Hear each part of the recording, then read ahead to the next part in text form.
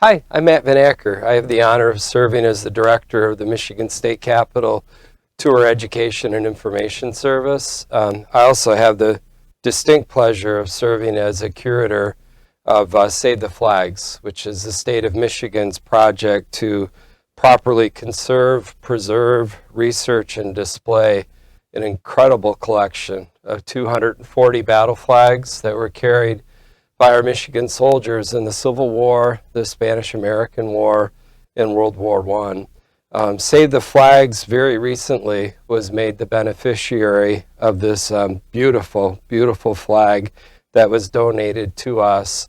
While this is not a battle flag, it does help us tell a very important story of an organization of Union veterans who fought to preserve the Union and to end slavery in our country. And this is a post-war story of a very important organization.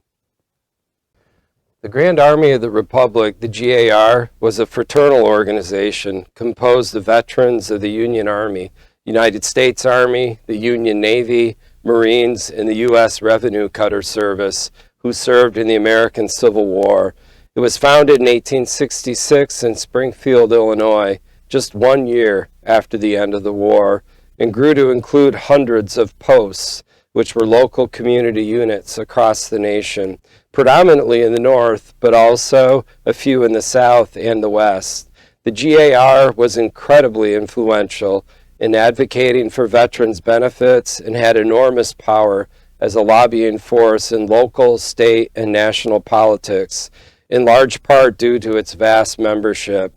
The power of the Michigan G.A.R. was perhaps best exemplified by the fact that the organization had its official residence in the state capitol building in Lansing with its own office. This in a building where office space was very limited and usually only available to those deemed most influential and powerful. The National G.A.R. was dissolved in 1956 at the death of its last member, Albert Wolson of Duluth, Minnesota. The flag, which was donated to Save the Flags by Sherry Telling and David Norris, longtime supporters of Save the Flags, was used by the members of the Henry Crapo Post number 145 of Flint, Michigan. The Crapo Post was founded in 1883 and named after former Civil War governor and Flint resident Henry Crapo. At its heyday, the Post boasted over 500 members. We believe that this silk, beautifully embroidered flag was most probably produced sometime around the late 1880s or early 1890s when the Post was in its heyday. The flag is emblazoned with the official G.A.R. heraldry on one side and an incredible rendering of the Michigan coat of arms on the other. The flag would have been used at official meetings of the Post and carried in the many parades that the members marched in. The Crapo Post dissolved after the death of its last members in 1937. The history of the flag after the dissolution of the Post is sadly unknown. It eventually ended up in a locker in a car dealership in Flint, Michigan, where it languished and was almost lost to history entirely. I would like to thank David McDonald, who had the forethought to save the flag from that locker in Flint, and the appreciation of history in selling the flag to those he knew would appreciate it.